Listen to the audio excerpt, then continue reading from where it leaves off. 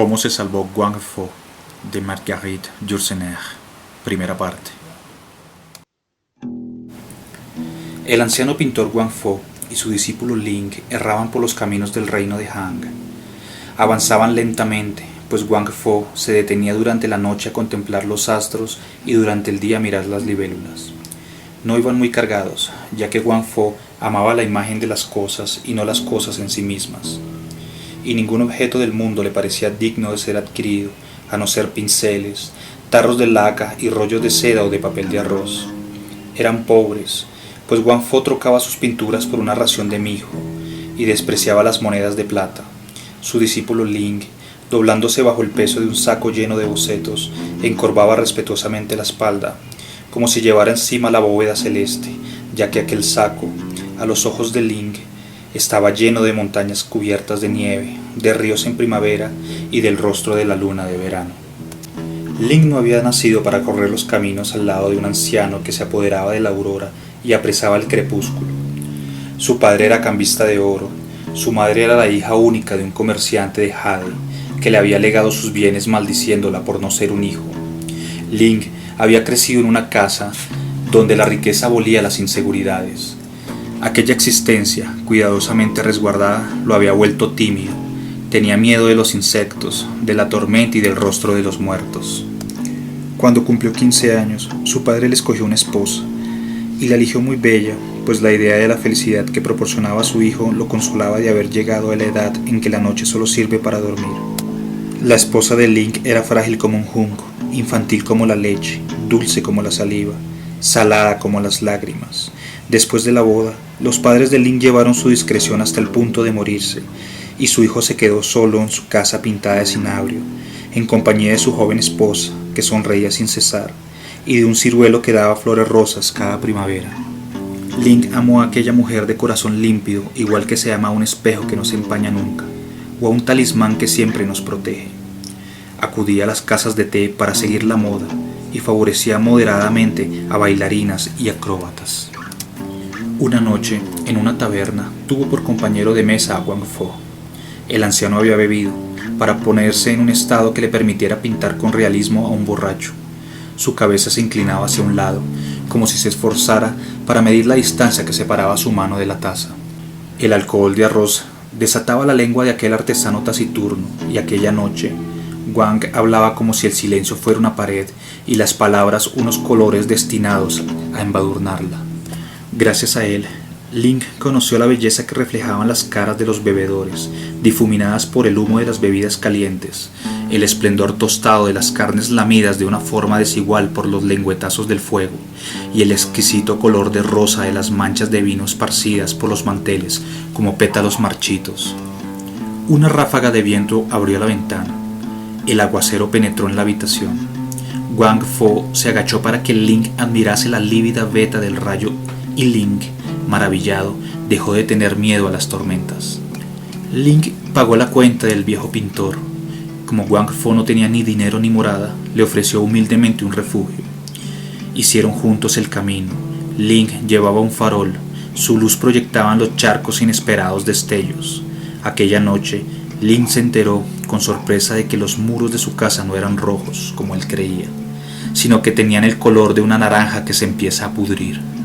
En el patio, Wang Fo advirtió la forma delicada de un arbusto, en el que nadie se había fijado hasta entonces, y lo comparó a una mujer joven que dejara secar sus cabellos. En el pasillo, siguió con arrobo el andar vacilante de una hormiga, a lo largo de las grietas de la pared, y el horror que Ling sentía por aquellos bichitos se desvaneció.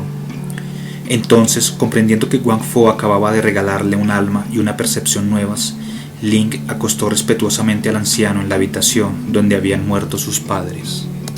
Hacía años que Wang Fo soñaba con hacer el retrato de una princesa de antaño tocando el laúd bajo un sauce. Ninguna mujer le parecía lo bastante irreal para servirle de modelo, pero Ling podía hacerlo, puesto que no era una mujer. Más tarde, Wang Fo habló de pintar a un joven príncipe tensando el arco al pie de un alto cedro. Ningún joven de la época actual era lo bastante irreal para servirle de modelo, pero Ling mandó a posar a su mujer bajo el ciruelo del jardín. Después, Wang Fo la pintó vestida de hada entre las nubes de poniente, y la joven lloró, pues aquello era un presagio de muerte. Desde que Ling prefería los retratos que le hacía Wang Fo a ella misma, su rostro se marchitaba como la flor que lucha con el viento o con las lluvias de verano. Una mañana la encontraron colgada de las ramas del ciruelo rosa. Las puntas de la bufanda de seda que le estrangulaban flotaban al viento mezcladas con sus cabellos. Parecía aún más esbelta que de costumbre, y tan pura como las beldades que cantan los poetas de tiempos pasados. Wang Fo la pintó por última vez, pues le gustaba ese color verdoso que adquiere el rostro de los muertos. Su discípulo Ling desleía los colores y este trabajo exigía tanta aplicación que se olvidó de verter algunas lágrimas. Ling vendió sucesivamente sus esclavos, sus jades y los peces de su estanque para proporcionar al maestro tarros de tinta púrpura que venían de Occidente. Cuando la casa estuvo vacía, se marcharon y Ling cerró tras él la puerta de su pasado.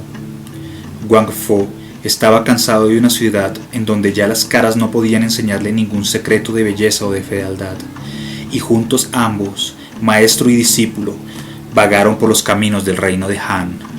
Su reputación los precedía por los pueblos, en el umbral de los castillos fortificados y bajo el pórtico de los templos donde se refugian los peregrinos inquietos al llegar el crepúsculo.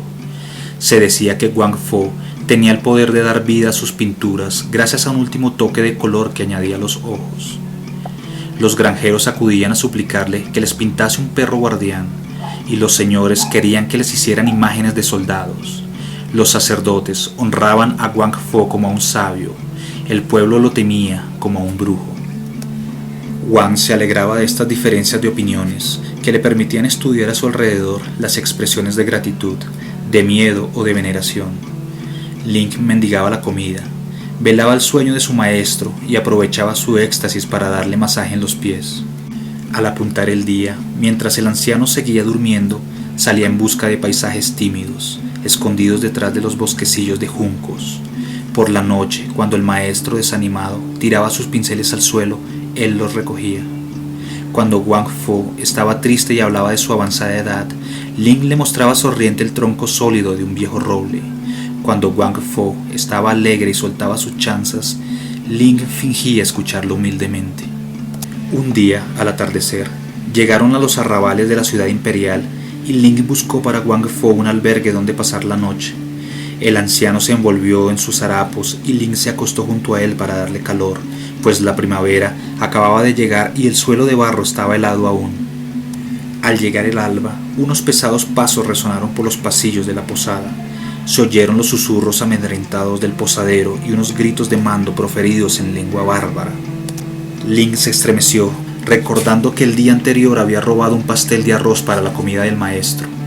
No puso en duda que venían a arrestarlo y se preguntó quién ayudaría mañana a Wang Fo a vadear el próximo río.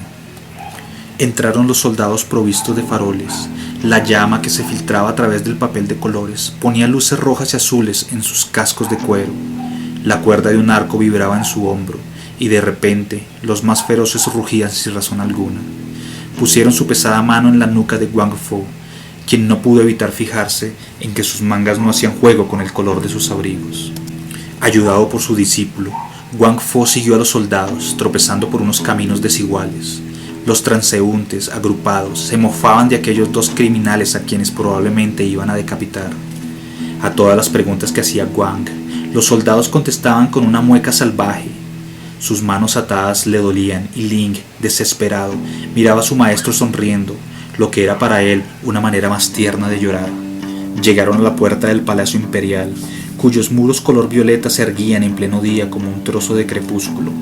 Los soldados obligaron a Wang Fo a franquear innumerables salas cuadradas o circulares, cuya forma simbolizaba las estaciones, los puntos cardinales, lo masculino y lo femenino, la longevidad, las prerrogativas del poder. Las puertas giraban sobre sí mismas mientras emitían una nota de música, y su disposición era tal que podía recorrerse toda la gama al atravesar el palacio de levante a poniente. Todo se concertaba para dar idea de un poder y de unas sutilezas sobrehumanas, y se percibía que las más ínfimas órdenes que allí se pronunciaban debían ser definitivas y terribles, como la sabiduría de los antepasados.